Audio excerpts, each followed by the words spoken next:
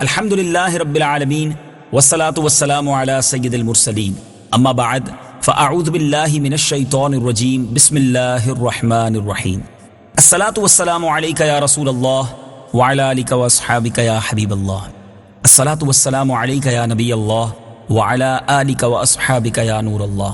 میٹھے میٹھے اسلامی بھائیوں اور مدنی چینل کے ناظرین، سلسلہ ہے ایک قصہ ہے قرآن سے۔ قرآن ہے میرا رہنما، قرآن شفا ہے، نور ہے قرآن، جلا دل کی میرا قرآن، رضا رب کی میرا قرآن، قرآن قرآن۔ آج کون سا قصہ سننا ہے؟ ویسے آپ نے بڑی تیز ہوائیں چلتے ہوئے دیکھی ہوں گی، شاید کسی نے آندھی بھی دیکھی ہو، مگر آج ایک بڑی ہی خوفناک آندھی کا تذکرہ ہونا ہے۔ یہ خوفناک آندھی کب آئی، کیسے آئی، کس قوم پر آئی اور اس کا نتیجہ کیا نکلا؟ بڑا ہی عبرت انگیز واقعہ ہے۔ ایک ایسی قوم جس کو اپنے قد پر، اپنی طاقت پر بڑا ہی ناز تھا، بڑا ہی تکبر تھا، بڑا ہی گھمنڈ تھا، ہمارا کوئی کچھ نہیں بگاڑ سکتا۔ بات ہے قوم عاد کی۔ قوم عاد مقام احقاف میں رہتی تھی، جو عمان اور حضرموت کے درمیان ایک بڑا ریگستان ہے۔ ان کے بوری سے اعلیٰ کا نام عاد بن اوس بن ارم بن سام بن نوح ہے۔ پوری قوم کے لوگ ان کو مورو سے اعلیٰ عاد کے نام سے پکارنے لگے۔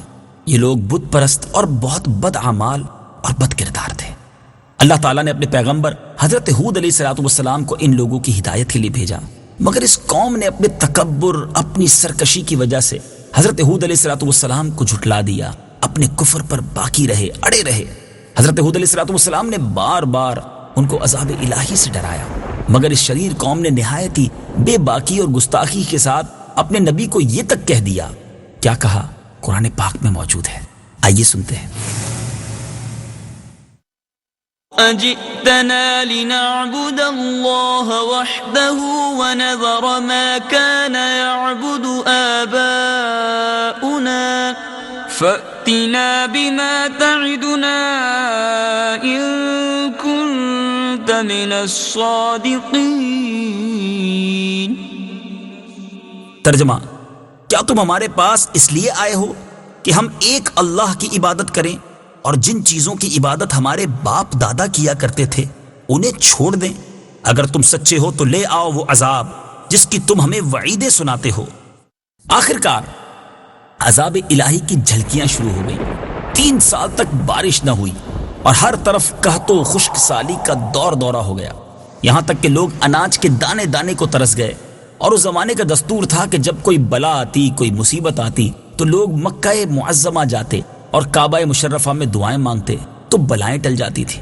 یہ لوگ بھی مکہ معظمہ ایک جماعت کو انہوں نے بھیجا۔ اب جب جماعت میں مرثد بن سعد نامی ایک شخص بھی تھا جو مومن تو ہو چکے تھے مگر اپنے ایمان کو اپنی قوم سے چھپایا ہوا تھا۔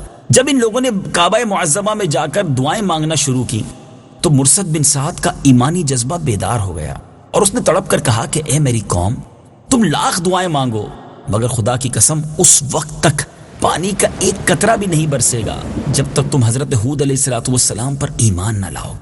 حضرت مرثد بن سعد نے جب اپنا ایمان ظاہر کر دیا تو انہی کی قوم کے لوگوں نے آپ کو مارنا شروع کر دیا اور مار مار کر اپنے سے الگ کر دیا۔ اب دعائیں مانگنے لگے۔ اللہ تعالیٰ نے ان کی طرف 3 بدلیاں بھیجی۔ اب بادل بڑے بڑے بادل تھے تو اس میں 3 کلر تھے، ایک سفید رنگ کا تھا، ایک سرخ اور ایک سیاہ۔ اور آسمان سے آواز آئی کہ اے قوم عاد، تم لوگ اپنی قوم کے لیے ان 3 بدلیوں میں سے کوئی ایک بدلی، کوئی ایک بادل جو ہے وہ پسند کر لو۔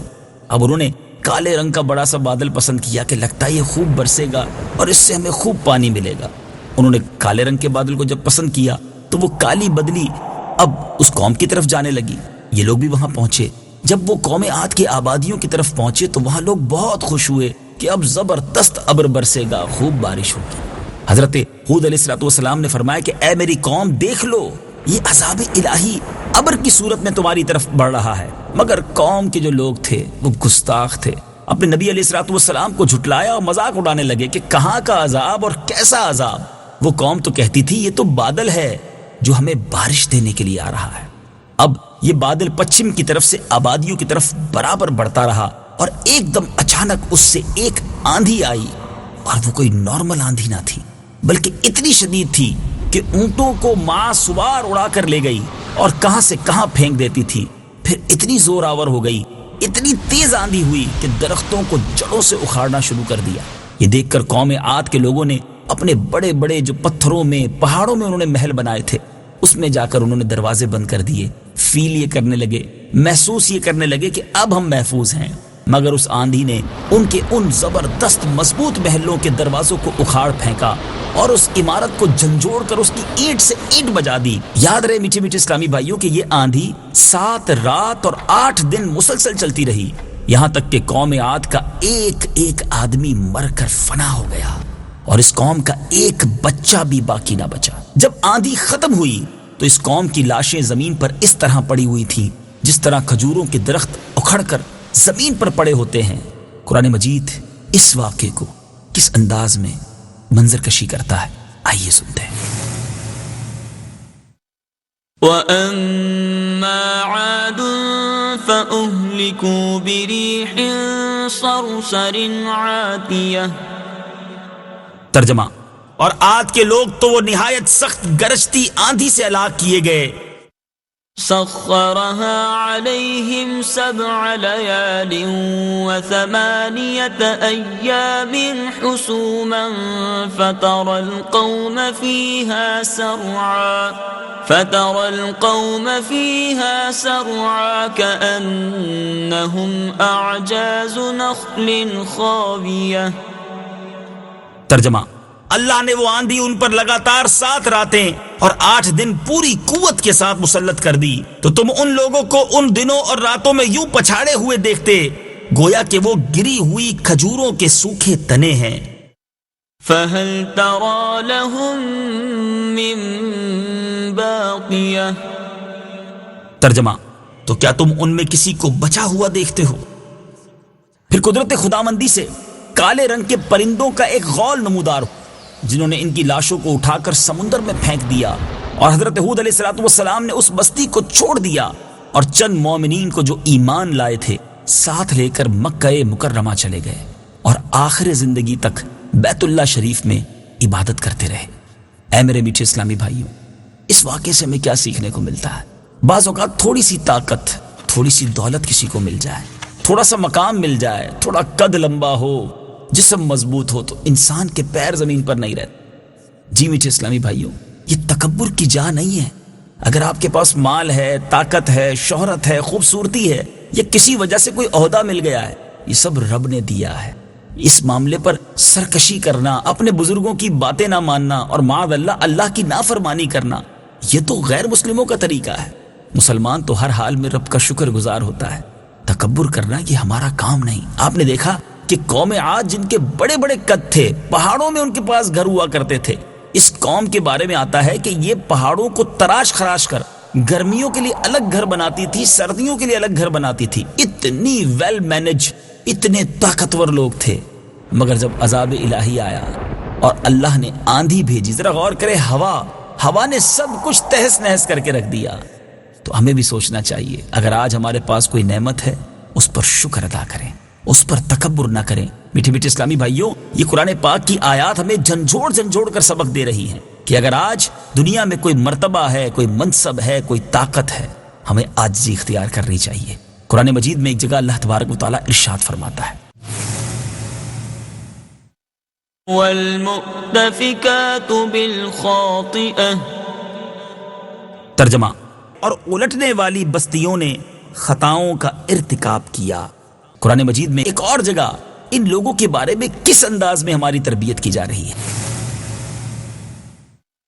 وَلَوْ أَنَّ أَهْلَ الْقُرَىٰ آمَنُوا وَاتَّقَوْا لَفَتَحْنَا عَلَيْهِمْ بَرَكَاتٍ مِّنَ السَّمَاءِ وَالْأَرْضِ وَلَكِن كَذَّبُوا فَأَخَذْنَاهُم بِمَا كَانُوا يَكْسِبُونَ۔ ترجمہ، اور اگر بستیوں والے ایمان لاتے اور تقوی اختیار کرتے تو ضرور ہم ان پر آسمان اور زمین سے برکتیں کھول دیتے، مگر انہوں نے تو جھٹلایا تو ہم نے انہیں ان کے اعمال کی وجہ سے پکڑ لیا۔ میٹھے میٹھے اسلامی بھائیوں، اس واقعے کو سن کر جہاں رب عز و جل کی شان و عظمت اور اس کی قدرت کا اندازہ ہوتا ہے، وہاں ہمیں اپنی اوقات بھی پتہ چلتی ہے۔ ہم کچھ بھی نہیں، وہ مالک ہے، وہ سب کچھ جب چاہے جیسے چاہے کر سکتا ہے۔ ہمیں چاہیے کہ اللہ تبارک و تعالیٰ کی فرما برداری میں زندگی گزاریں، عاجزی اور انکساری اختیار کریں، اس کی غضب سے، اس کے قہر سے اس کی پناہ مانگتے رہیں اور اس کی رحمت کی بھیک اسی سے مانگتے رہیں۔ قرآن مجید فرقان حمید رب کی رحمتوں کو حاصل کرنے کا بہترین ذریعہ ہے۔ خوب تلاوت قرآن پاک کیجئے، قرآن پاک کی تفسیر پڑھیے تاکہ قرآن پاک کا فہم بھی نصیب ہو، فیضان قرآن بھی نصیب ہو۔ اللہ تعالیٰ مجھے بھی آپ کو بھی قرآن پاک پڑھنے، سمجھنے اور اس پر عمل کرنے کی توفیق عطا فرمائے۔ الحمدللہ عز و جل مکتبۃ المدینہ نے بڑی پیاری تفسیر قرآن صراط الجنان ہمیں عطا کی ہے، اس کو پڑھیے، سیکھنے کی کوشش کیجیے، اور اب تو آپ کی آسانی کے لیے اس کا آڈیو میموری کارڈ بھی جاری کر دیا ہے۔ اگر آپ اردو صحیح پڑھ نہیں سکتے تو بہت ساری صورتیں تفسیر صراط الجنان کی آڈیو میں بھی موجود ہیں، اسے سنتے رہیے، انشاءاللہ بہت کچھ سیکھنے کو ملے گا۔ اگلے سلسلے میں ایک اور قصہ قرآن لے کر حاضر ہوں گے۔ صلو علی الحبیب صلی اللہ تعالی علی محمد صلی اللہ علیہ وسلم۔